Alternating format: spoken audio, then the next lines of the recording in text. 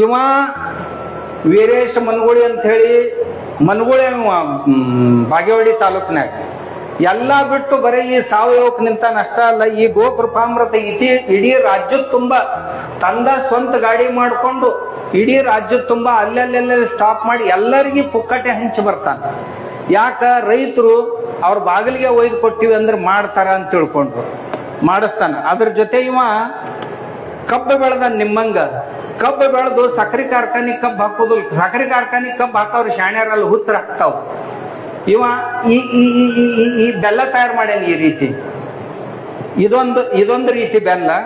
ಆಮ್ಯಾಗ ತಗೋರ್ವ ನಿಂದು ಇವ್ ನೋಡ್ರಿ ಸಣ್ಣ ಸಣ್ಣ ಹುಡುಗರು ತಿನ್ನಾಕ ಸಣ್ಣದು. ಇದು ಹೆಂಗ್ ಮಾರ್ತೀವಿ ಇದನ್ನ? 50 ರೂಪಾಯಿಕ ಒಂದ್ ಡಬ್ಬಿ. ಎಷ್ಟು? 120 ಗ್ರಾಮ್. ಇದು ಕಿಲೋಕ್ಕೆ ಎಷ್ಟು ಬಿತ್ತಿದು? 120 ರೂಪಾಯಿಕ 50 ಗ್ರಾಮ್ ಮಾರ್ತಾನಿವ. ಅಂದ್ರ 100 ಗ್ರಾಮಿಗೆ 600 ರೂಪಾಯಿ ಕೆಜಿ ಮಾರ್ತಾನ. ಮತ್ ಇಷ್ಟು ಮಾರಿನೂ ಅವಾಗ ಡಿಮಾಂಡ್ ಹೆಚ್ಚಿರ್ತೈತಿ, ಸಪ್ಲೈ ಮಾಡಕ್ ಆಗುದಿಲ್ಲ.